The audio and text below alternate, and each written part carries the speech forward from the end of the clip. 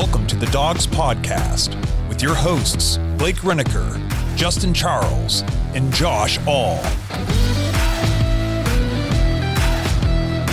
Woo! Browns fans, what is up? Woo! All right. Oh, man. Oh, okay. Draft weekend is over. It's over. And the Browns, my goodness, just Andrew Berry. Man, for a guy that I have been so down on, he got a couple tumors removed. Paul DePodesta, Kevin Stefanski, get out of the building. Let Andrew Berry and new head coach Todd Monken go to work. Whoo! I don't know about you guys. I am pretty freaking jacked right now. Happy Monday, everybody. Josh All, your host, the Dogs Podcast, coming to you with a new energy this week. Man, I tell you what, I was so skeptical. You guys know, if you've been following along, I have been cautiously optimistic yet cynical about what this Browns team is doing, what their direction, who's calling the shots, who's making the moves. Andrew Berry, this front office has had one good draft in 6 years. So it's hard for me to imagine we're starting a new trend when the trend so far has been garbage picks for the most part. But man, Andrew Berry has taken over a new ownership, a new authority within this team in the last 2 seasons. And wow, did we ever just knock a second draft out of the park. But this time, guys, there was no head-scratching Dylan Gabriel in the 3rd round. No, not this season. We are locked and loaded for 2026. I'm excited, as you can tell. And I want to talk about what the Browns did over the weekend and lay out breakdowns of these draft picks, these new rookies that are members of your Cleveland Browns. So again, thank you guys for tuning in on Thursday when we did the live coverage of the 1st round. That was a ton of fun, long night, but it was a blast. Appreciated everybody who was in the chat following along, just hanging out, commiserating with how just freaking ridiculous the broadcast was on TV. 3 picks behind reality is kind of what I've seen talked about over the weekend. It was a mess. The broadcasts clearly were not equipped to handle the shorter times of the draft picks. You know, there was 8 minutes on the clock instead of 10. They weren't ready for it. So it was kind of a mess all weekend, especially Thursday night, but I don't even care about that because we've got so much to talk about with this team today, okay? The Browns went into the draft with 9 picks, and they came out with 10 players plus 2 extra 4th-round picks in 2027. It was an insane weekend. Andrew Berry was wheeling and dealing. He traded 6 times in this draft. His previous high was 3 trades. He did that in 2022 and in 2025. So he just doubled his max trades this past weekend, moving all over the board, collecting picks for next year. It was wild. So I want to do a quick rundown of just the overall weekend. What happened? What did the Browns do? And then we're going to go pick by pick, talk about each one of these players. Today, I'm going through the first 5 players. I figured there's no way I'm getting through all 10 of these guys in one episode. So today, the first 5 picks, the top 100 guys in rounds 1 through 3, for the Browns. And then on the next episode, either tomorrow or Wednesday, I'm not sure when it's coming out yet, but it will be the 5 guys that we picked on Saturday, day 3 of the NFL draft. So before I dive in, thank you to everybody who has joined the Dogs over the weekend. We've had several new people, new members in the Dog Pack. You guys rock. Thank you so much. JoinTheDogs.com. Get into the private Discord. Hang out with everybody in the Die Hard Browns community and just Get ready for the Dog Pack Discord live episodes. We'll probably do one here later this week to get all of your reactions, questions, thoughts, and opinions from the draft. I'm so excited right now talking about this finally that I'm stumbling over words, but I don't even care. We've got fantasy football registrations going to start on June 1st, so we're just a little over a month away from that. It's going to go fast, guys. Rookie minicamp is here in like a week or so, I think. Week and a half, something like that. And then it's just steamrolling to the training camp and the preseason. And before you know it, we will be kicking off in September. I'm not trying to wish away the summer, just letting you guys know things are going to move fast. So get in now, jointhedogs.com. Okay, so let's talk real quick. Summary of the draft. The Cleveland Browns kicked off the entire draft night one, trading back as everyone anticipated they were to do if they had an option to do so. They moved back from 6 to 9, not with the Cowboys. They go with the Kansas City Chiefs. They add an extra pick in the 3rd round and the 5th round, and they select the guy they wanted all along at 6 if Carnell Tate was gone, Spencer Fano, the offensive tackle out of Utah. Later in the night, pick 24, they get KC Concepcion, the wide receiver out of Texas A&M. And then moving into night 2, we'll talk about this in more in depth later on, but they double tap the wide receiver position and go Denzel Boston because he's somehow still on the board. So they grab the wide receiver out of Washington. Later then, in the 2nd round, the Browns trade back up to pick 58 to take Emmanuel McNeil-Warren, the safety out of Toledo. So in the first 4 picks of the draft, the Cleveland Browns selected 4 players who were consensus first-round projected mocked players ahead of the draft. Absolutely wild. 74 then, the Browns were locked and loaded for Oscar Delp, the tight end out of Georgia. But the Saints came in, sniped him at 73, so the Browns traded out of the 3rd round, but then at 86, they trade back up. And they take Austin Barber, the offensive tackle out of Florida. Those will be the 5 names we talk about in depth today. Day 3, the Browns take Parker Brailsford, the center from Alabama, at pick 146. Then 3 spots later at 149, they take his Alabama teammate, linebacker Justin Jefferson. So the Browns get a Justin Jefferson on the roster. Not a bad name to have if you're an NFL player right now. Pick 170, the Browns take Joe Royer, the tight end out of Cincinnati. 182, they take Taylon Green, the athletic, superhuman freak athlete, quarterback out of Arkansas. That one's going to cause a lot of controversy, already has. It doesn't need to, guys. Doesn't need to, but we'll talk about him more in depth on the next episode. And to round out the entire draft class at 248, the Browns take their 2nd tight end, Carson Ryan from BYU. So those will be the 5 names we talk about on the next episode. Like I said, the Browns also traded pick 148 to Seattle, got their 2027 4th round pick, and they also added the Giants 2027 4th round pick. What a weekend for the Browns. We're going to dive into each one of these prospects now, these top 5 guys individually. If you guys, thank you to everybody who sent in voicemails and messages over the weekend. I haven't even had a chance to listen to them yet and read your messages. I will play those probably on the next episode because those next 5 guys in the draft, I'll go through a little quicker, so we'll have more time for voicemails and your messages and things like that. So thank you for that. If you want to get more thoughts and opinions on the show, thedogspodcast.com, tap leave voicemail, type up a message, send it in either way, and we'll play it here, read it out on the show. All right, let's kick it off here. Pick 9, the Browns take Spencer Fano, offensive tackle out of Utah.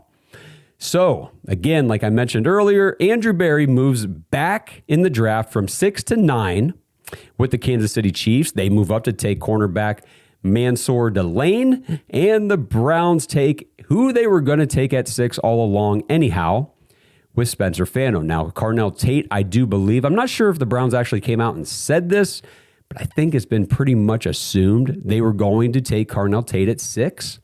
But the Titans took him at 4. So for everybody out there who said, Carnell Tate's not worth a top 10 pick, he's not a top 10 player, blah, blah, blah, you can't take him at 6.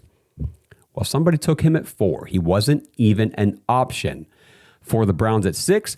And so all the smoke and rumors and everything about the Browns being in on Spencer Fano as their top O lineman to take at 6 and all this kind of stuff turned out to be true. It was accurate. That was the facts. And they take him at 9, and they get an extra 3rd round pick and an extra 5th round pick from the Chiefs to still go and get the guy they wanted all along. So all in all, great move by Andrew Berry to collect a little bit of extra capital in this draft, which he used very wisely, and we needed it to move around the board. It played those extra picks that Andrew Berry got in that trade back played such a larger role in this draft than I think we're giving credit to, because we'll talk about Emmanuel McNeil-Warren here in a little bit, but without pick 74, I don't know if the Browns are able to do that or willing to move up and get him. I mean, I'm sure they still would have been, but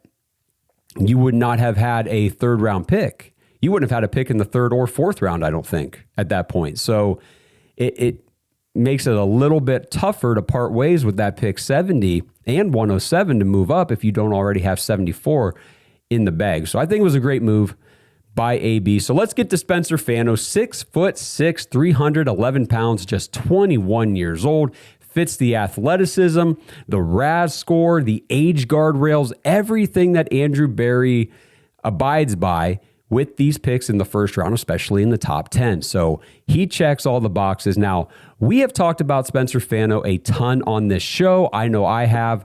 Jersey Justin, shout out to you, my friend, and he's in the dog pack. Great dude. He's been pounding the table. If you guys have watched, you know he wanted Spencer Fano for like the last month. Every voicemail Justin calls in and leaves, he's talking, got to get Fano, best O-lineman in the draft, all this stuff. And I was initially hesitant on the idea of, I never disliked Spencer Fano. I always liked the prospect, thought he was a high draft pick worthy guy, just not at 6 because I was concerned he would not be able to stick at tackle in the NFL. But Justin basically forced me to do more research on Fano, open my mind, and reshape the way I was thinking about the kid here out of Utah. And once I did that, I got won over. I really got won over by Spencer Fano. I ended up going here in the last couple of weeks. I was like, hey, listen, guys, if the Browns have to go O-line OT at 6, like they're locked into that position, and they're taking one of those guys at 6 no matter what, I want it to be Spencer Fano. I don't want it to be Caden Proctor. I don't want it to be Monroe Freeling. I don't want it to be Francis Mauigoa anymore either. With the back injury, the herniated disc, all that stuff, plus he doesn't have the athleticism to make the move over to left tackle. I don't believe. And honestly, a lot of people are speculating Mauigoa will probably end up playing right guard instead of even right tackle at the NFL level. So Spencer Fano was the top guy on my board. I was still a little bit, I was obviously still Cardinal Tate at 6, but since he was gone, we moved back to 9. Perfect pick for the Browns. Getting Spencer Fano here. So again, collecting pick 78, 148, still getting the guy that you wanted. Excellent move up. And that just kicked off the whole tone, set the tone of the draft for AB and the Browns. So my holdup, again, as you guys know, was the arm length for Spencer Fano. But let's talk about this. He measured in at just over 32 inches at the combine. He was 32 and an eighth. So to me, I was like, wow, 33 inches is like the minimum threshold for these guys to have a chance to play tackle at the NFL. This guy was barely over 32. It's not going to happen. Like, it's just not going to work. But then as Jersey Justin pointed out, Kenny Mack was emphatically disagreeing with me on things about Spencer Fano, and we went to dinner on Thursday night before the draft show and talked a lot about Spencer Fano. And Kenny was pointing out at his pro day, at Utah's pro day, Fano measured in at 33 inches.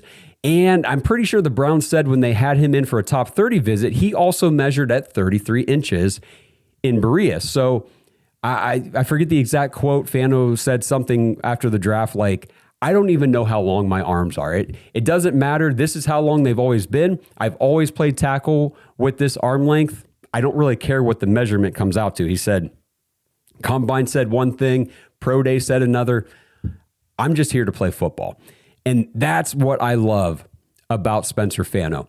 After doing some more reading too, here's some points I want to make to both support and sort of counter both my previous prejudice on his arm length. So a tackle's wingspan, haven't talked a lot about that, but a wingspan is also very important, as well as how athletic the guy is. Because again, it's not just about your arm length and your reach straight out or anything like that. How wide is your wingspan? Because these NFL edge rushers are coming all around you. How much size and length do you have each way? Arm length and wingspan to stop these guys, plus your athleticism. You got to have the speed in your footwork and your movement to be able to match these guys, to mirror these speed rushers. I mean, imagine going against Myles Garrett, which I thought Spencer Fano had a great quote. They said something to him about, like, what are your thoughts on being drafted by Cleveland? He said, I'm just grateful I never have to go against Myles Garrett in a game. Which, hey, if the Browns end up trading Myles Garrett, maybe you will. But at this point now, this draft has changed my outlook on that as well. I do believe that the pushback on Myles Garrett, and I don't want to make this a Myles Garrett conversation, but they are leaving the door open and creating flexibility for a trade to come to fruition if one does. But I don't think the intention now is to go out and make sure they deal him. I think this team is actually more ready to play in 2026 now after this draft than I previously assumed. But we'll talk more about that as we go on. So getting back to this wingspan, Spencer Fano, 80 and a fourth inch wingspan. Now, again, just like the arm length, that is actually below the average for offensive tackles. The average is about 82 inches. So he's just about a little shy of 2 inches shorter in the wingspan than the average for offensive tackles. Ideal wingspan is 82 to 84. So he doesn't have the largest wingspan either. He's on the bottom borderline for arm length and wingspan, both below average. But his athleticism could be the difference. The Browns immediately came out. Todd Monken said right away, he's playing left tackle. Like there were no qualms about it. There was no debating. There was no, well, let's get him into camp and we'll see. I understand the question, but we'll wait and see how things play out. No, Todd Monken came straight out and said, we are playing him at left tackle. Spencer Fano himself said, quote, I don't think anyone has the athleticism and the feet that I have. In my case, I don't think it makes a big difference. And that was in relation to his arm length topic. So that was Spencer Fano's quote about that. This guy had the number one athleticism score at the NFL Combine among all the offensive tackles in this class. So they talk about, we heard all about how Monroe Freeling and Caden Proctor, like there were these athletic specimens and the traits were so high, the ceiling was there if they could just reach it. Spencer Fano out-athleticized, if that's even a word, both of these guys. And he also had the number one production score in college. We'll talk about that in a little bit. He was the number one overall graded offensive tackle in the entire class coming out of the Combine per NFL.com, NFL Combine Tracker, all that stuff. And Lance Zierlein, Spencer Fano was the top guy. So left tackle, right tackle, guard, center, wherever this guy ends up playing for the Browns, either way, they landed a guy who was, for most analysts, many analysts, the top overall offensive lineman on the board. Like I said, even if he doesn't cut it at left tackle, he will be playing somewhere on this Browns line for a long, long time. During the process, he told teams that he would play anywhere they needed him to. He even took reps at center at the Combine to prove that he has versatility all across the line. The biggest gripe not my biggest gripe, the biggest gripe that I heard from Browns fans over the weekend, we talked about it Thursday night on the live stream. I put out a short video about it. I want to talk about it now. People are saying they took a guy who didn't even play left tackle in college, or he wasn't even good enough to play left tackle at Utah because Caleb Lomu took his job. Those things simply are not true. When asked about that, Spencer Fano said, quote, I only changed positions in college because that's what my team needed me to do. In 2023, Spencer Fano was a freshman All-American at left tackle as a freshman. He played 293 pass blocking snaps at left tackle, allowed just 21 total pressures and only 2 sacks. Remember, guys, I said freshman. Not a redshirt freshman, a true freshman. We are talking about an 18-year-old fresh out of high school playing against college talent. That is very impressive freshman All-American at left tackle. Just remember that when anybody says, I don't know if this guy, has he ever played left tackle? Do you think he's going to be freshman All-American at left tackle, 18 years old? 2024, Caleb Lomu then comes to Utah campus, and unlike Spencer Fano, Caleb Lomu, who the Patriots took later on at the end of the first round, he was strictly a left tackle. He did not have the athleticism or the versatility to switch over to the right side of the line. So that's one thing that we always debate. We always hear about this topic. Can a guy just simply move from one side of the line to the other? And the answer, like most things in life, I believe, is, well, it depends. It's a case-by-case basis. There is no one-size-fits-all for this type of situation. Some guys can. Yes, they can make that switch. Other guys can't. I mean, it's not just anybody can mirror your movements one-to-one from one side to another without losing anything in the process. And I thought about this, so I want you guys to think about this whole left tackle, right tackle debate, kind of like baseball. Let's use a baseball analogy here. Can a player hit the ball from the left side of the plate and then move over and hit the ball from the right side of the plate? Well, yes and no. Case-by-case basis. Some guys can do that. Other guys can't do that. Spencer Fano could do that, and so he did. Utah moved him over to the right tackle so that they could have their best players at each side of the offensive line. Caleb Lomu was a set it, and he's a left tackle, and that's what he is. Spencer Fano was the left tackle, but this dude had the ability to switch over, mirror his movements at the right tackle spot, and not lose anything by doing so. Going back to the switch hitting thing. Sure, some people could turn around and try to hit the ball from the left side of the plate. Are you going to be able to do it as well as the other side? Some people, yes. Some people, no. And that is Spencer Fano on the yes side. Then in 2024, after switching to the right tackle spot, Spencer Fano played 424 pass blocking snaps, allowed just 14 pressures and only 1 sack all season. The first year he played on the right side of the ball. And in 2025, he played 382 pass blocking snaps with just 5.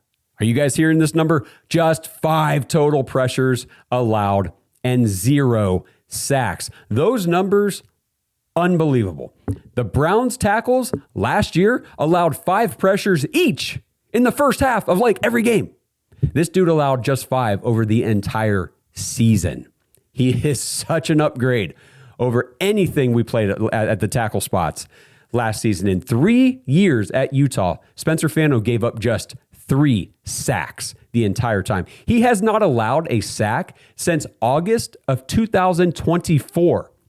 So understand that when the preseason kicks off here in August, it will be 2 years since Spencer Fano has surrendered a sack. That's impressive. Some other things to know about Spencer Fano. Dude has a high character. Todd Monken raved about his character. He was a team captain at Utah. His older brother, Logan Fano, played edge rusher at Utah. He was also in this draft class, but he went undrafted. And if you guys have been following along, the Browns have since signed Spencer Fano's older brother, Logan, as a UDFA. So the Fano brothers are staying together in Cleveland. Spencer actually left Cleveland after coming on Friday, flew back to Utah to stay with his brother throughout the duration of the draft, to support him and hopefully hear his brother's name called during the draft. It didn't happen, but he got signed by the Browns afterwards. So now the two brothers get to fly back to Cleveland together here in a week or so for rookie minicamp. It's a pretty cool story all around for these guys. And I'm excited to have both of them on the team. People can't say enough good things about Spencer Fano, the Fano brothers, the Fano family. When Spencer Fano saw his first printed up and stitched together Browns jersey, his NFL jersey with his name and number on it, he got teary-eyed. You guys can go watch the video on the Browns social media channel. He got teary-eyed and said, I just wish my grandpa was here to see his name on the back of a pro football jersey. So just a very good family story, and I love it. I love getting these types of players, guys that as a fan base we can just rally behind and root for on this roster. So a couple quick accolade notes for Spencer Fano. He won the Outland Trophy in 2025. That's for the nation's best interior lineman. This one was a little weird. I tried to look it up, didn't find a whole lot of details, just other than that he won the award. I couldn't find out why he won the award as a tackle when it's listed as the nation's best interior lineman. But all it said, he won it because of his elite run blocking and his 0 sacks allowed. Now, I also haven't even mentioned anything about that yet. This dude is a tremendous run blocker. I really think that we are going to love this pick when he gets on the field in September. Freshman All-American in 2023 as a left tackle. First team All-American in 2024 as a right tackle. And then a unanimous All-American in 2025 also as a right tackle. This dude was an All-American every year in college football.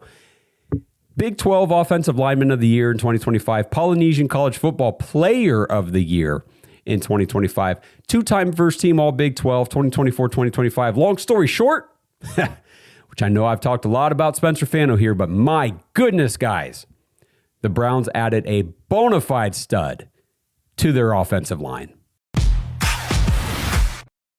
This episode is sponsored by Kalshi. All right, Browns fans, you know, we've all messed around with the sports books before, right? And let's be honest, you're always kind of playing against the house. But with Kalshi, it's different. You're not betting against some sports book. You're trading against other real-world people. There's no house trying to beat you. Kalshi just runs the marketplace. So if you think the public is wrong, like everybody's overreacting to these smoke screens in the draft or sleeping on a prospect, you can literally take the other side of the market. And it's not just sports either. You can trade on other real-world stuff, interest rates, inflation, even wild weather outcomes.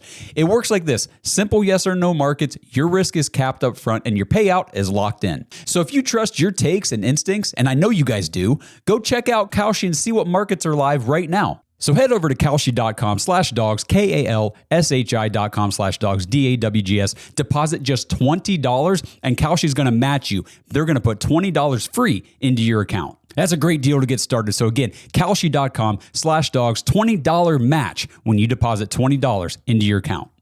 Hey, Browns fans, we just partnered with Fanatics to bring you guys the best Browns gear available. Head over to brownsmerch.com to check out everything in our storefront. I know you guys want that new Shedeur Sanders #2 jersey. We've got those in there. Rock the Depoy and the D-Roy jerseys with Myles Garrett and Carson Schlesinger, along with the other studs from last year's draft. We've got a collection of Browns hats, T-shirts, and hoodies you can browse through too. Again, that's brownsmerch.com to check out our Browns gear powered by Fanatics.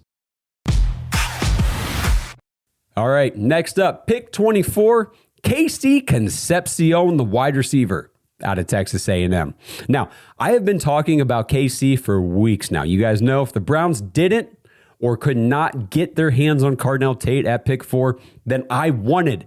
Give me Concepcion at 24. He turned into my must-have player at wide receiver at pick 24 if they did not get one at pick 6. 5'11", 197 pounds, just 21 years old. Also, another young rookie for the Browns to build up and develop here. People are ragging on this kid I've seen on social media for being another small receiver for the Browns. When did almost 6 feet tall and almost 200 pounds become small? That's a well-built wide receiver. I was listening to a wide receiver scout break down this wide receiver class a while back on a podcast. I forget who it was now. Otherwise, I'd shout him out. He said that he was standing next to Concepcion at the NFL Combine, and he said, listen, guys, I expected KC to be a smaller dude based on how he just watching the film and kind of how he looks, but he said Concepcion is way bigger, more solid, more rocked up than what he actually appears on the tape. He's like a very well-built player. And by the way, Concepcion, his real name is Kevin, if you did not know. His nickname KC literally stands for Kevin Concepcion. So, I mean, his name is literally Kevin Concepcion. But, you know, his nickname, they call him KC. It stuck. He took it. So it's KC Concepcion. So why was KC my favorite guy after Cardinal Tate? Yes, by the end of the process, going into night 1, this was my wide receiver too. I liked him at 24 rather than the Browns trying to move up for Mekhi Lemon. I didn't really like Jordan Tyson for the Browns. You guys know that. In 2023, KC was a true freshman, okay? Just like Spencer Fano. We're talking about these young athletes coming into college football and dominating. So he's fresh out of high school and dominated at NC State. We love early breakouts for wide receivers. I've talked about that before. And it doesn't get much better than the early breakout for Casey Concepcion in 2023. Again, true freshman, 18 years old, just stepped on campus. The dude commanded 105 targets as a true freshman. That's absurd. He caught 92 passes, 845 yards, and 10 touchdowns as an 18-year-old. Unbelievable. He rocked a 2.32 yards per route run as an 18-year-old. 72 receptions, 845 yards, both set freshman school records at NC State. Another little nugget here. As a freshman, he also rushed the ball 41 times for 320 yards. I mean, this guy was over 1,000 all-purpose yards as a freshman. Just incredible. Now, his production dipped in 2024, 53 catches, 460 yards, 6 touchdowns. But I think the entire offense at NC State, if I'm not mistaken, was just down that year. Everything that I've read about that season for him says that he was still their most consistent player on offense, which leads me to believe the offense itself was just in a bad way in 2024. Because in 2025, he transferred to Texas A&M, boom, bounce back season immediately. 61 catches, 919 yards, and 9 touchdowns. Now, the biggest gripes that I've heard about KC Concepcion over the weekend. 1, he's too small. Okay, we already addressed that one. No, he's not. He's only an outside player. This one was wild to me. I saw this posted on Saturday. The guys on 92.3 The Fan, Ken Carman, maybe it was Friday, they were complaining about KC Concepcion being like, well, you got to play him on, you can only play him on the outside to begin with. Why? Are you freaking kidding me? Guys, do a little research before you go out there on the radio and talk to people. Like, don't be stupid. I don't understand how hard this is to go and look up a couple things and see what this player actually is for your team. He was a 90% slot receiver at NC State over those 2 seasons there. Then he transferred to Texas A&M, where he turned into a 65% boundary receiver.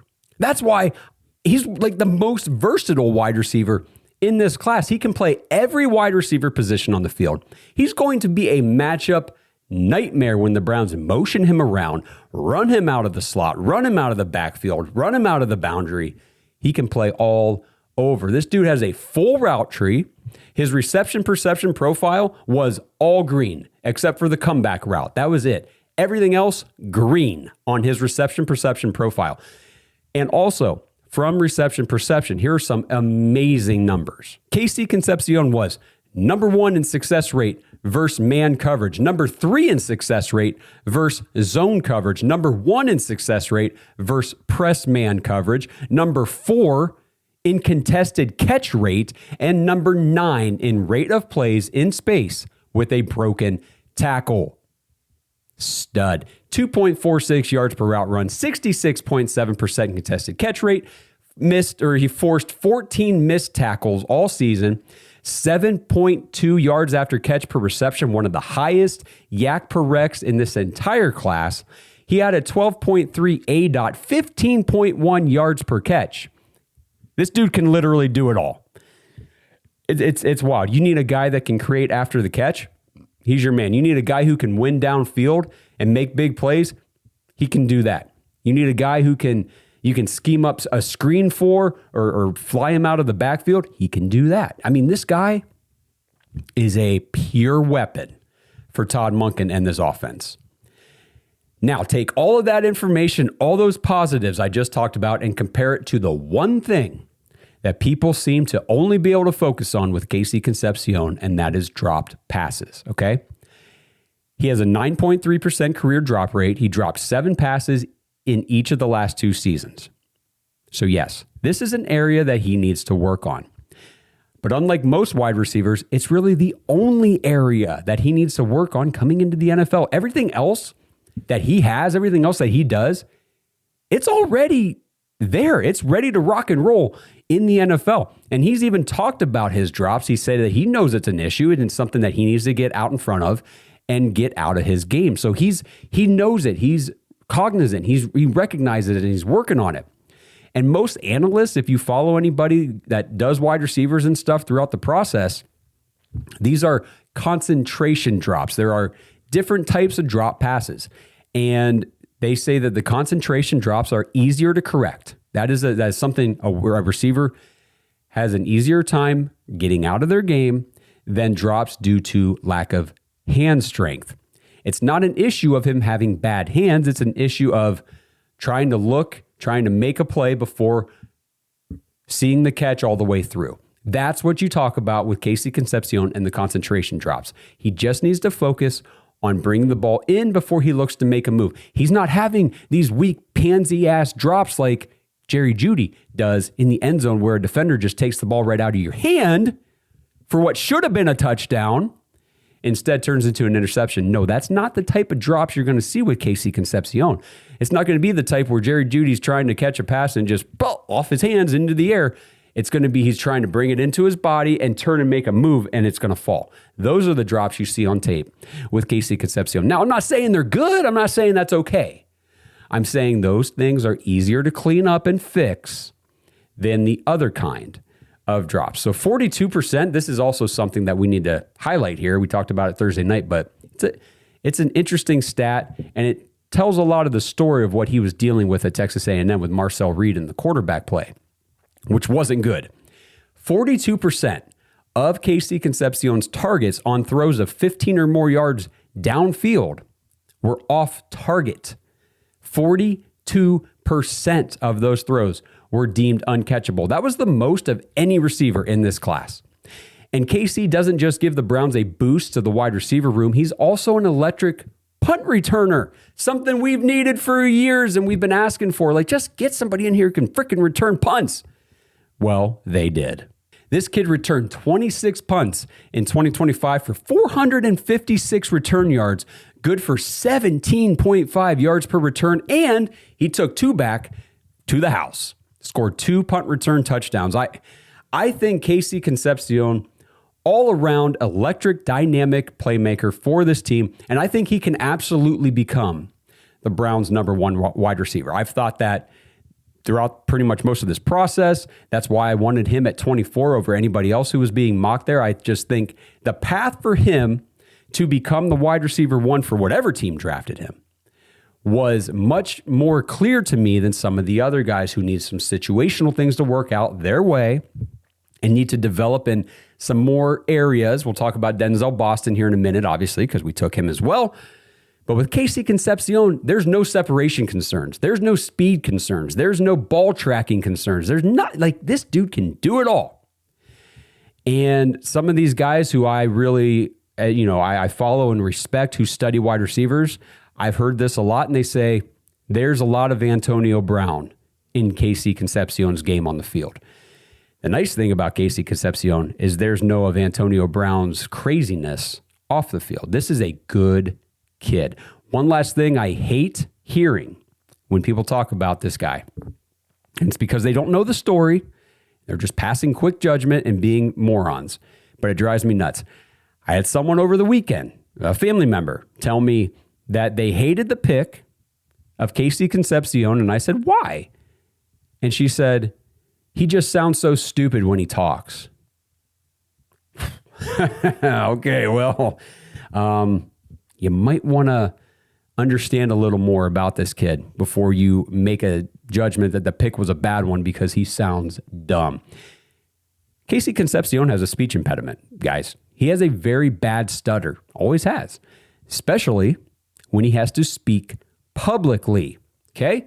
And I'm willing to bet that about 9 out of 10 of the people making fun of his stutter would probably wet themselves if they had to speak in front of a camera and a microphone and a press conference in a room full of reporters and people. Yeah. You guys out there making fun of this kid for having a speech problem whenever he's speaking publicly, I guarantee you wouldn't even do it. okay? Even with the stutter, which has to be embarrassing, which has to be a struggle for this kid. He'll get up there and talk to people. He'll get up there and talk to the media. He'll fight through it. He told a reporter this weekend, he hopes that he can be a positive example for kids and other young people who are struggling with stuttering issues like him. So hats off to this kid. I think they got a tremendous character guy in Concepcion, just like they did with Spencer Fano. This is how you build a culture. This is how you rebuild a culture. This is how you rebuild a team. Get studs who can play football at a high level and are good people off the field. These are going to be great teammates. These are going to be great community leaders. And here, real quick before I wrap this one up, KC Concepcion's accolades in college. Second team All-ACC in 2023 as a true freshman. First team All-SEC in 2025. So he goes from the ACC, where he dominated as a freshman, comes to the SEC, just keeps dominating.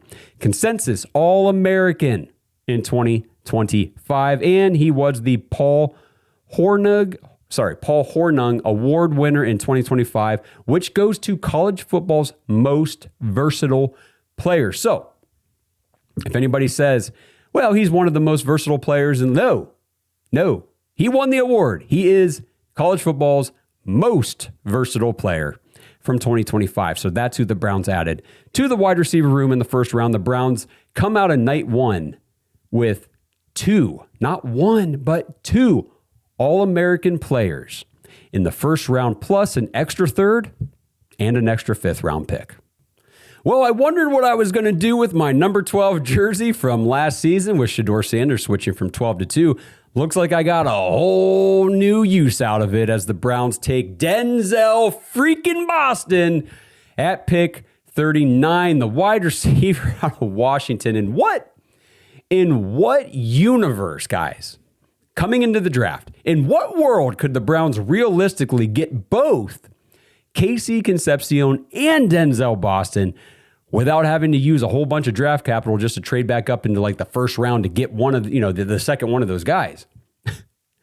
Both of these guys had been mocked back and forth. Peter Schrager, his first mock, I think his first mock had Concepcion, his second mock had Boston, or vice versa, one of those things. And a lot of times you saw one or both of these guys even coming off the board before 24 in some of these mock drafts. And I'll be honest, when night one ended, I was really pumped that Denzel Boston was still available. He did not go in the first round, but there were 6 picks between, the start of the second round and where the Browns were going to draft before we got on the clock. And the only way you're getting Denzel Boston is by trading up, right? Like you're going to have to move quite a few picks to get up at 33 or 34 to try to get this guy. 39 rolls around. He's still on the board. And the Browns called his name. And I about crapped my pants. I got to be honest with you guys, because I just did not think that Andrew Berry was realistically going to get 2 receivers in those first 3 picks. Especially not these 2. Unreal. Unbelievable, but here we go. So for everybody who was complaining all day on Friday that the Browns still don't have the big physical outside receiver, here you go. Boom, guys. 6'4", 215 pounds, clear-cut dog with the my ball mentality that you want on the outside. He's just 22 years old, third team All Big Ten here in 2025. An interesting college journey. Now, it's not like a whole bunch of transfers and stuff for Denzel Boston. Played all 4 seasons at Washington. He redshirted as a freshman. And then in his redshirt freshman season, he played behind 3 NFL receivers in 2023, Rome Odunze, Jalen McMillan, and Jalen Polk. All 3 of those guys ended up becoming pros. That was that national championship runner-up team. So again, 2024, those 3 guys have all been drafted, and Denzel Boston exploded onto the scene in his first real opportunity at Washington. 63 catches, 834 yards, and 9 touchdowns. And then he follows that up in 2025, 62 receptions, 881 yards, and 11 touchdowns. It was tied for the 9th most in college football this past season. That's 20 touchdowns over the last 2 seasons that this dude has scored. And I want to quickly remind everybody that the Browns' entire wide receiver core combined for just 4 pathetic touchdowns last season. Out of those 20 touchdowns in the last 2 years for Denzel Boston, 14 of them came in the red zone. So this is a guy, huge threat around the goal line, and he just knows how to score. And you guys will love this. His NFL comp by Lance Zierlein, Puka Nacua. Okay? Listen. He says both players came into the NFL with speed and separation concerns, but they have unquestioned, outstanding competitive toughness. And that's the thing with Denzel Boston. He's not your speedster. He didn't run the 40 because he knew it wasn't going to be good. It wasn't going to be good. It's kind of like, I look at him in the mold of a Drake London, Ted McMillan, the bigger bodied, physical, contested catch specialist, outside guys, not going to blow anybody away with their speed.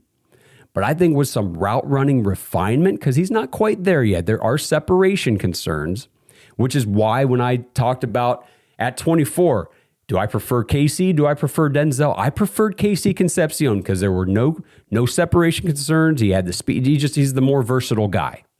But it doesn't mean I didn't like Denzel Boston too, man. I really like this kid a ton. You want to talk about the competitive toughness here? My favorite quote from Denzel Boston over the weekend, he was asked about, how does he win on the field, what his mentality is when he's playing the game. And he said, quote, "My whole goal when I go against a defender is I don't want him to be able to go home and be happy around his family. I want him to feel that from that game." Woo-hoo. Give me chills, man. It's been a long time since we've had that kind of dog mentality and mindset in our wide receiver room. And I know I keep saying big body outside receiver, but honestly, the truth is he can also play out of the slot, be that big slot player. He ran 18% of his routes from the slot, so it's not like he was one of these 95% out wide guys. He was 81% out wide. So yes, primarily an outside boundary receiver, but he can definitely be utilized inside the formation as well. Now his skill set, this is what also blew me away about the Browns being able to pull this off and Andrew Berry actually doing this. The skill set is the perfect chef's kiss compliment to what KC Concepcion offers you. KC, he's the huge yak guy. He'll get you the yards after the catch. He's a little smaller, shiftier. He's got the speed. He's that type of receiver. Boston, like I said, not your speed guy. He's not your yak guy. He just had a 4.9 yak per reception in college, but he had a 2.44 yards per route run, a 14.4 ADOT, and this was the big one, 77% contested catch rate. Throw it downfield to this kid, and he's coming down with it. These two receivers are going to help Shedeur Sanders so much. So much. They do what Shedeur Sanders does well, okay? Shedeur Sanders in the intermediate area of the field, what was his calling card in college? What was the thing everybody raved about when he was a first-round projected pick? Layering throws, his accuracy over the middle. And I saw it on film last year when I did a whole lot of Shedeur Sanders tape. Getting the ball in the perfect location over a linebacker in front of a safety. I don't know how he does it. That's KC Concepcion. And then what is Shedeur Sanders' other great attribute? That downfield throwing. And that is Denzel Boston. It's KC as well, but it's really Denzel's strong suit. For all the people who don't like KC Concepcion because of his drops, well, Denzel Boston, another guy for you. Just 2 drops last season for a 3.1% drop rate. Analytically speaking, for me, when I was going through these wide receivers and looking at everybody for the Browns in this draft, Denzel Boston was kind of the next closest profile to what I saw and what I liked about with Carnell Tate. Primarily a boundary guy, doesn't win with sheer speed, has the elite contested catch, sideline catch savant, not a big yards after catch output in college. Very similar to what the profile was for Carnell Tate. And I just absolutely, I can't stress this enough how much I love this pairing of these two wide receivers. It's perfect. The board fell perfectly for the Browns, and they played it just right by getting both of these dudes. And like I said, hats off to AB, man. He actually did it. He took two receivers in the first three picks, and he took two guys who most analysts felt could become wide receiver ones for their drafting teams. So here we are. 3 picks in, 3 A+ additions for the Cleveland Browns. This episode is sponsored by Butcher Box for Pets. Browns fans, Butcher Box for Pets has a deal you cannot pass up for your 4-legged family members. Right now, you get 50% off your first subscription order of the premium slow-cooked nutrition dog food or the premium fresh dog food. Just go to butcherboxforpets.com/dogs, DAWGS, and use promo code DOGS when you check out. It can get confusing because we're the dogs, we love our fellow dogs, our dog pack members, and the dog pound faithful. But let's not kid ourselves. The most important dogs in our lives are, well, our dogs. And they're not just pets, like I said, they're part of the family. So the question is, what are you actually feeding them? At ButcherBox, they believe in real ingredients. Their pet foods have been developed and certified by vet nutritionists to contain 0 artificial flavors or preservatives. I know our house wouldn't be the same without Odie, our 100-pound golden retriever who thinks he's a 10-pound lap dog. Absolute dumbest dog in the world, but we love him like crazy. And it gives us peace of mind knowing that we're giving him quality food instead of those factory processed blocks from the store. And speaking of the store, no need to add dog food to your shopping list ever again. ButcherBox delivers their high-quality food right to your door. Just choose the delivery schedule that you need for your dog, and you can change, modify, pause, or cancel your plan at any time. So try it out today. Your dog will love you for upgrading their meal times. ButcherBoxForPets.com/dogs and use promo code DOGS, DAWGS, to get 50% off. That's right, half off your first subscription order of the premium slow-cooked nutrition fresh dog food or the premium fresh dog food. Minimum purchase of just $34. 50% discount applies to subscription orders only. 1 use per customer, and you can cancel at any time. ButcherBoxForPets.com/dogs. Moving to pick 58, and things just keep playing out unbelievable for the Browns. Emmanuel McNeil-Warren, the safety out of Toledo. EMW is one reason why I did not expect the Browns to go with Boston at 39. When Emmanuel McNeil-Warren, and that is a mouthful to say, so it's going to be EMW a lot, when he fell into the second round, I figured that's 100% the top target for Andrew Berry at 39. If he somehow gets to 39, that's going to be the pick. Well, he was available at 39, and the Browns did end up saying that, yeah, we considered taking him at 39, but they just couldn't pass up the opportunity to add Denzel Boston to the team along with Casey Concepcion. And then EMW continued to fall, and it suddenly became very reminiscent to me, and a lot of people out there, we talked about it in the Discord, very JOK-ish. If you guys recall, Jeremiah Owusu-Koramoah, when he was drafted like EMW here, he was projected as a first-round pick. Every mock draft you saw, he was somewhere in the first round. Always a first-round guy. And then JOK fell into day 2.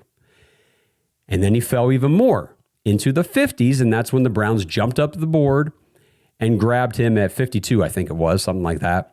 And the rest is history, obviously. JOK, Pro Bowler, elite defender for the Browns prior to that unfortunate injury a couple years ago. EMW was the same type of situation here. First round talent, constantly mocked in the first round. Rarely did you ever see him not mocked in the first round. Falls all the way into the 50s, and the Browns come up from 70 to pick 58. They send pick 70, pick 107 to the 49ers to move up to 58, and they get their new safety. Emmanuel McNeil-Warren, 22 years old, 6'3", 200 pounds, incredibly productive in college from the jump. Played in all 13 games as a true freshman. Wasn't the starter until his second year as a sophomore, but his first year then as the starter at safety for the Toledo college team there, he tied for third in the country with 4 forced fumbles, 69 tackles, 4 TFLs, 2 interceptions, and 3 pass breakups. Now, in 2024, his season was cut a little short with an injury, but then in 2025, came back strong, 3 more forced fumbles, 77 tackles, 6 TFLs, half a sack, 2 interceptions, 5 pass breakups. In total, this stat is kind of crazy. I want you guys to wrap your head around it. This kid forced 9 fumbles in his college career. He is a very skilled punch-out artist, okay? He forces fumbles at an extremely high rate. And you might notice a theme here. EMW was a second-team All-American in 2025. So now that's 3 All-Americans that the Browns have added in their first 4 picks. The only other All-American to come out of Toledo in the last 2 decades was Quinyon Mitchell, the standout cornerback who plays for the Eagles. And here is my favorite stat about Emmanuel McNeil-Warren. He had more pass breakups than he had receptions allowed when he was the primary defender against a receiver. He had 5 pass breakups. He only allowed 3 of those receptions all season. He is such a versatile player. He's great in coverage. He's also great around the line of scrimmage. He gets behind the offense, behind the line of scrimmage, racks up those TFLs. He had 11 TFLs in his career, 214 career tackles, 5 interceptions, and 13 total pass breakups. An interesting note here, EMW had offers to transfer to a much larger program. He had multiple offers to get out of Toledo last year for his senior season in 2025, but he chose to stay and finish out his entire career at Toledo. So right here, at this point in the draft in the second round on Friday night, I posted on social media, I said, this draft is an A+. I don't even care about the rest of the draft at this point. We just landed 4 players who were projected first-round picks. And we only had 2 first-round picks in this draft. All 4 guys had been mocked to the Browns in the first round at some point. These last 3 all took turns being mocked to the Browns at 24. And we didn't just get one of them. We got all freaking 3 of them. Just insane, guys. I mean, if you're not excited about what the Browns did with those first 4 picks, I just don't know what you're doing. I don't know what you're looking at. I don't know what you were expecting. This kind of stuff just doesn't happen, man. Just doesn't happen. Insane. Another thing I loved about EMW before I move on here, and they asked him about, getting picked by Cleveland. He said, hey, when I visited there, it just felt like home. So Toledo stays in Ohio, comes to Cleveland. The Browns got 4 starters in their first 4 picks. Like, these guys are going to start. Impact players. Starters. I just can't say enough about how this went for the Browns. And then let's wrap things up here today on this episode. Pick 86, Austin Barber, offensive tackle out of Florida. So the Browns clearly wanted Oscar Delp, like I mentioned, the tight end out of Georgia. They wanted him at pick 74. That was their next pick after EMW.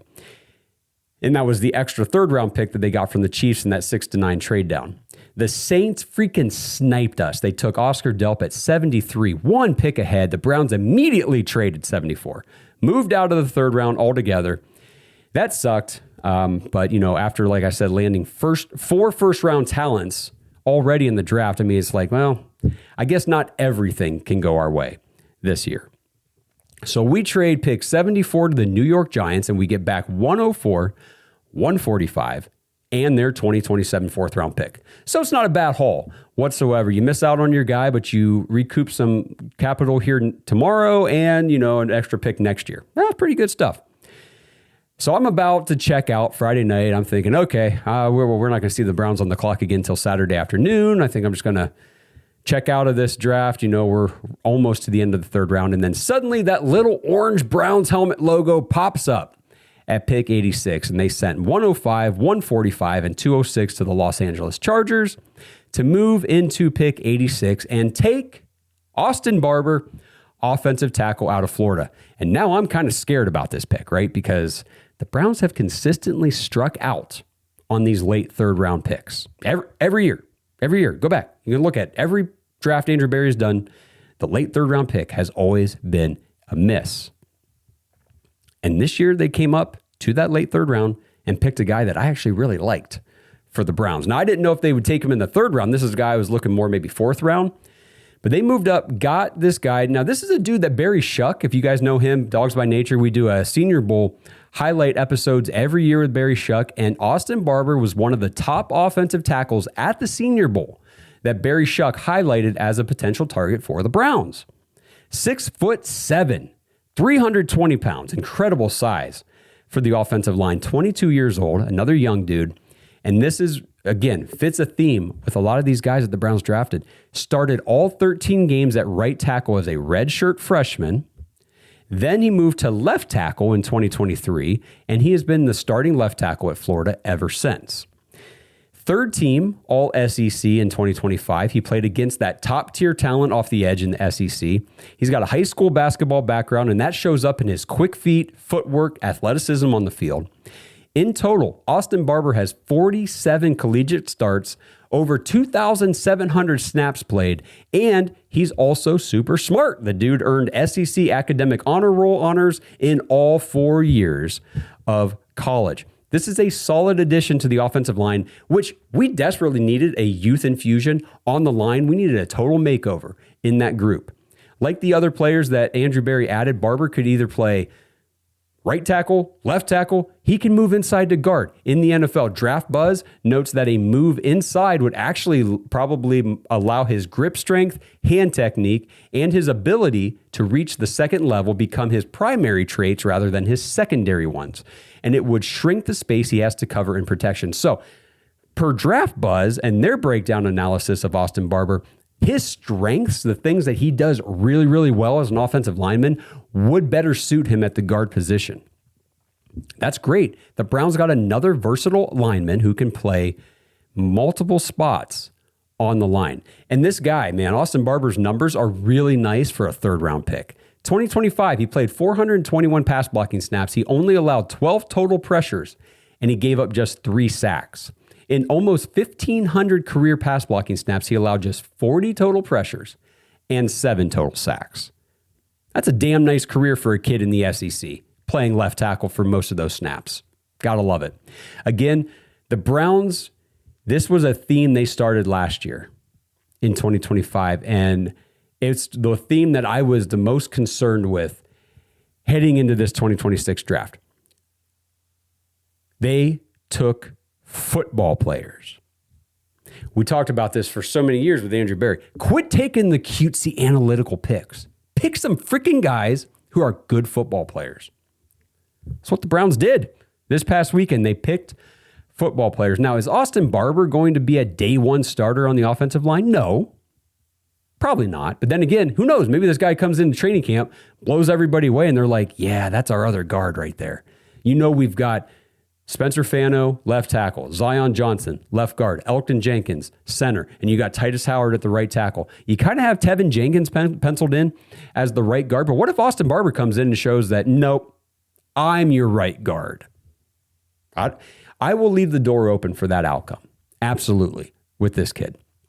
Either way, we didn't need to get a guy who was going to start on the line right here in round 3. What we needed was more players at that position who can, 1, play multiple spots, and 2, are good football players. And that leads me into this wrap up for today's show. Just looking at this draft and last year, like I said, what a noticeable shift from that nerdy analytical selection process to now we're picking freaking dudes who play football at a high level. And that's the point, right? The Browns, here we go, always overthinking, overanalyzing. They're getting too cute. Just take guys who have shown they know how to play this game. And then your team is going to look vastly different than what it used to look like. There's an obvious difference in how the Browns are approaching their player personnel decisions right now that Paul DePodesta and Kevin Stefanski are out of that building. And I know there's people, I saw it all on social media this weekend. There's still people out there who like Paul DePodesta for whatever reason. I don't freaking know, but they do. And they'll say they want to defend him tooth and nail. Hey, you guys making fun of Paul DePodesta. Remember, he was here for the draft last year. Well, Paul DePodesta last year, if you guys really think about it, that dude was 1 foot out the door. Okay? He was 1 foot out the door. He had that baseball job in the works, lined up. He just couldn't make it official until the MLB season was actually over in the fall. Okay? That was done. He was out of here. He wasn't going to be around here anymore. It's not like he was actually physically around here anyway. He lived in freaking San Diego and just Zoom called in here and made all the decisions behind the scenes, or at least had a heavy hand in those decisions. There's no doubt in my mind that AB really started taking over more control last offseason. Drafted studs in 2025. Mason Graham, Quinshon Judkins, Carson Schlesinger, Harold Fannin Jr. Harold Fannin Jr. was the breaking point for me. That's where I started to see that, okay, maybe this team isn't afraid to break the mold of what they've always done with this analytical bullcrap that drives everything, because I said this last year on the show, heading into the draft, a couple times I mocked Harold Fannin Jr. of the Browns, and every time I did it, I had to put the caveat out there and say, I don't think that's going to happen, guys. Andrew Berry doesn't draft small school dudes. Now, Harold Fannin Jr. was a damn good football player in college. Leading receiver, not just tight end, receiver in all of college football in 2024. And I'm like, I don't know if that's going to matter, even though he did it against the top competition as well. He didn't just dominate his MAC dudes. He dominated everybody he faced. I'm like, but it's a small school guy. I don't think he's going to take him. And sure enough, Andrew Berry took him. And what did Harold Fannin do as a rookie? Oh, just led the entire team in receptions and yards and everything. He was our guy. He was the go-to dude. He's a good football player. And that's where I started to feel like, okay, maybe we're making a switch here in the way that we're approaching the team building under Andrew Berry. I mean, yes, last year he let Kevin Stefanski have his baby boy, Dylan Gabriel. But then he said, screw you, I'm getting my guy, Shedeur Sanders, in the 5th round, brought him in. And then Kevin went and benched Joe Flacco and said, Dylan's our starter, but Joe's still going to be QB2, not Shedeur. And so Andrew Berry said again, screw you. I just traded Joe to an in-division rival. Shedeur is the QB2. I mean, I just feel a much stronger presence from Andrew Berry than what I felt the first 5 years that he was here. None of this thought partner crap with, we make all our decisions together. We do use our analytics with Paul DePodesta and Kevin and Jimmy, blah, blah, blah. No, Andrew Berry's taken the reins now. And like I said at the top of the show, I have been so hard on Andrew Berry. I've been pretty much out on him last year. I was like, just fire him. Fire him. This is fire-worthy offense, what this offense looks like and everything else. I'm back on the AB train, okay? He got me. Like, I'm back in on AB. I'm back in on what he's able to do. These last 2 drafts have completely changed my outlook, and that's the thing. I was waiting. I'm like, I have to see it repeated. I can't just jump back on AB's good side and say, yes, I support this guy 100% because he's hit 1 draft out of 6. But now he's done 2 in a row. And this one, as good as 2025 was, this draft was even better. And that's what I'm so excited about. With AB and Todd Monken, you can just feel this massive shift. We're focusing on actual football players as the priority for the team. They got dogs at receivers, not these candy-ass track stars. I just love what the Browns did here over this past weekend. So let me know what you guys think. Follow along with me in the comments. Those are your first 5 picks for the Cleveland Browns in the 2026 draft class. The guys taken in the top 100, rounds 1 through 3. The next show, I will do all the breakdowns for the 5 picks that we made on day 3 in rounds 4 through 7, which I believe was just 5 through 7 because I don't think we took anybody in the 4th. It all started in the 5th, and the Browns did very well on day 3, in my opinion, as well. So, to recap, this first part of the draft class breakdown, you got pick 9, Spencer Fano, offensive tackle out of Utah. You got pick 24, KC Concepcion, wide receiver, Texas A&M. Pick 39, double dip the freaking dog, wide receiver. Yes, Denzel Boston, wide receiver, Washington. Pick 58, they traded up to get safety Emmanuel McNeil-Warren out of Toledo. And they traded up back into the 3rd round, 86. They took Austin Barber, offensive tackle, out of Florida. So 10 picks, the Browns take 8 offensive players. They definitely made that concentrated effort to boost the offense in the draft. So pumped. Let me know what you guys think. I appreciate everybody tuning in. If you can tell, my energy definitely running high. I feel like I got a new life, and maybe this is just the Browns fan in me. I'm sure you guys can all relate. But every year almost for Browns fans, there's something that happens where we're like, we're back, baby, Browns Super Bowl, that kind of stuff and everything else. But honestly, this just feels different. The way they're drafting, we haven't drafted like this. I don't know if we've ever drafted like this. And if this is, now it's 2 years in a row, so now it's becoming a trend. Can this be the trend, the pattern that we do moving forward? I mean, and I'll say, the last thing I'll say here, about the Browns before I wrap up, that's a lot of the reason why we started this podcast, other than the fact that ESPN Cleveland, 923 The Fan, like the radio content for the Browns sucks. Like it's just terrible. And so 2020, we're like, let's just start our own podcast and, we'll just do our own Browns content. Screw these other guys. They suck. And then a lot of the mindset that went into creating the podcast in the first place was, as Browns fans, how often do you guys sit on the couch at home with your friends, your family, and just say like, man, I would have done this, or I would have done that, or, I'd run this play here. And then they do something completely other that's just stupid and it doesn't work. Or you're like, man, I would have picked this player instead of this one. And then the player you would have picked goes on to be a Pro Bowler, and the Browns cut their player, after year 2. And that's a lot of the thought process that went into this, is like, let's see what we can do here. Football is not hard.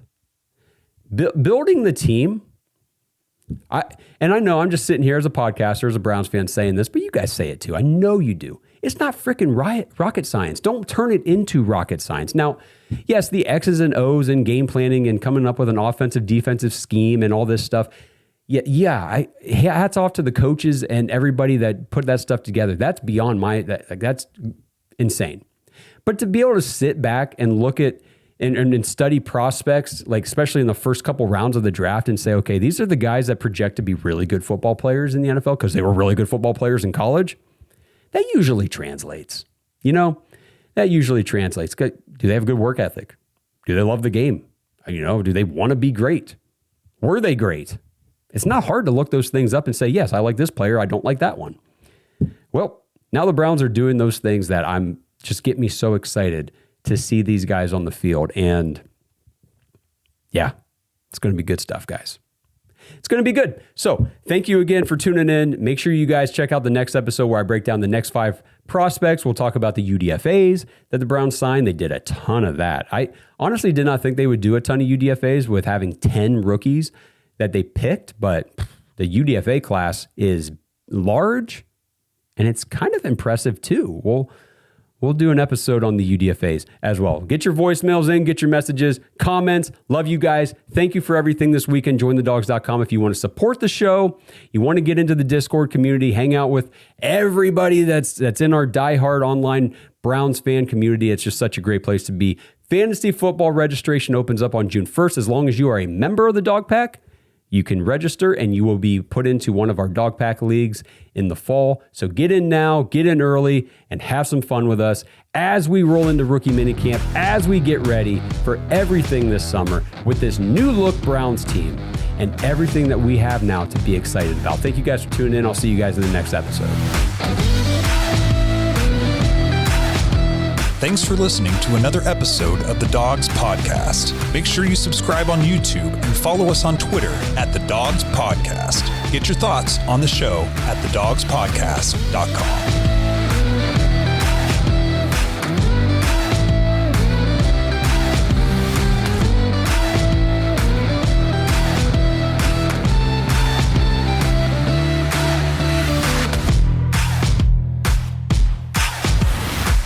This episode is sponsored by ISSA. Browns fans, if you're into health and fitness, have you ever wondered how you could maybe turn those hobbies and your passion into an actual career? If that sounds interesting to you, then ISSA has the opportunity you've been looking for.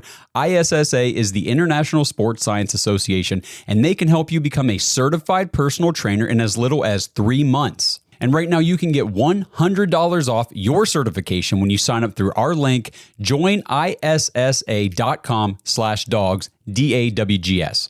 Now, certifications are 100% online, self-study, and self-paced. You can study anywhere from your phone, tablet, or computer, and the final exam is open note, open book, aka piece of cake. Except you fitness nuts probably don't eat a ton of cake, so let's just call it a piece of delicious protein bar. And ISSA has the #1 job guarantee in the industry. If you get certified and sign up to be a certified trainer with ISSA, you have a job guarantee or your money back. ISSA has over 10,000 gym partners that have over 73,000 open jobs for trainers right now. And you don't need a 4-year degree or a 2-year degree. You just need your certification to qualify for these jobs. So what are you waiting for? With certification this simple, there's no excuse not to pursue your passion and become a certified personal trainer today. Get $100 off your certification at joinissa.com/dogs. You've wanted to make a change long enough. Now it's time to do something about it. That's joinissa.com/dogs for $100 off your personal trainer certification.